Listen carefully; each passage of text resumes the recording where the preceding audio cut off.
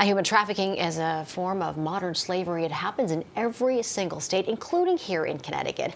And joining us to talk more about that is more about the Survivor Care Program Director at Love146, Tamarra Clark. Thanks so much for being with us. Thank you for having me. Now, a lot of people think of child trafficking, human trafficking, as something that happens in big cities, in urban areas, but that is not the case. Not at all. Trafficking happens wherever there are people, right? And so in the state of Connecticut, trafficking happens everywhere. Our Survivor Care Program, we serve youth all over the entire state, rural areas, in the suburbs, in the cities.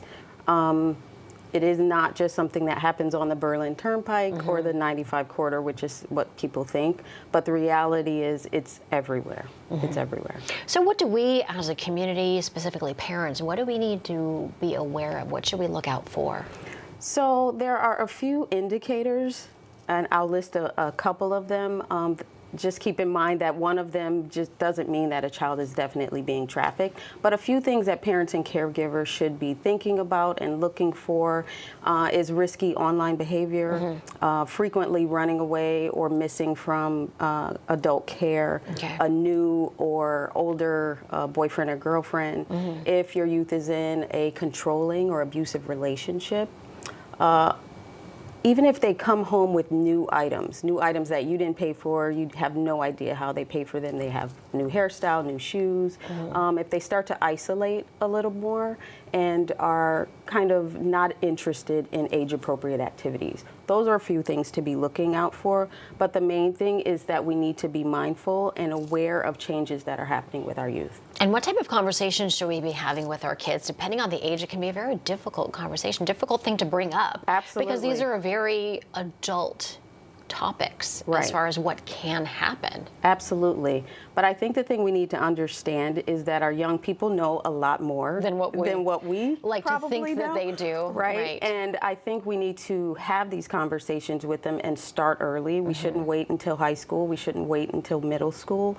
I think we need to have conversations about online safety.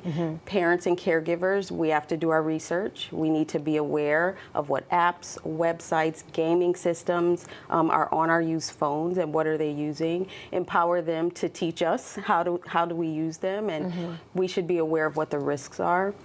We should be having conversations with them ongoing, starting early, and not be afraid to just mess up and have the conversation. We have a few tools on our website at Love146.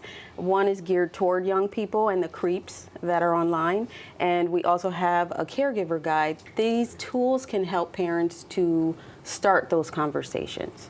We have to be aware that in more than in past years, youth are dealing with cyberbullying, sexting, and sextortation. Those are things that we probably didn't have to deal with when we were growing up. And they also have more access to more hardcore and violent materials that is unwanted. So we just have to pull our heads out of the sand, be aware, research, and really guide our youth so that they can be prepared for the things that are out there and that are coming. And they might not like it, but you know what? Take the phone, check and see what they're into, right? What apps they're using, right? I mean, we have kids young as 5 who have cell phones, right? And so we should start early with setting up the systems that can protect them and having the conversations. And what should someone do if they are concerned, if they think that there's been a red flag raised? Or maybe if they think even that they've witnessed something. Right. I think the National Human Trafficking Hotline number is a great place to start. Their website is also very helpful for education.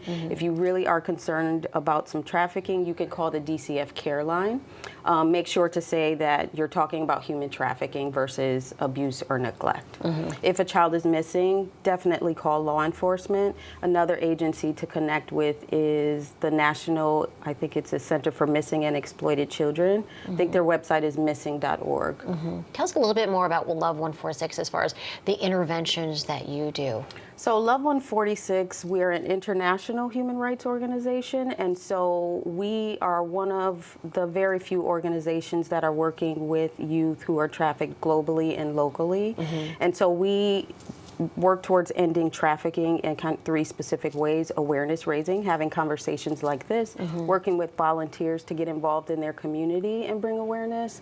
We also have prevention education. We have a curriculum that works with youth to help protect themselves against trafficking and exploitation through critical thinking, information sharing, and skill development. And then we also have survivor care. We have survivor care happening in the Philippines. We have 2 group homes, well, not group homes, safe homes, one for boys and one for girls. We have survivor care happening in the UK, and that is really working with youth who are being trafficked into the UK. From other countries all over the world. From other countries. That's what it looks like there. Yeah. And then for the U.S., we have our Connecticut Survivor Care Program. So we're just based in Connecticut.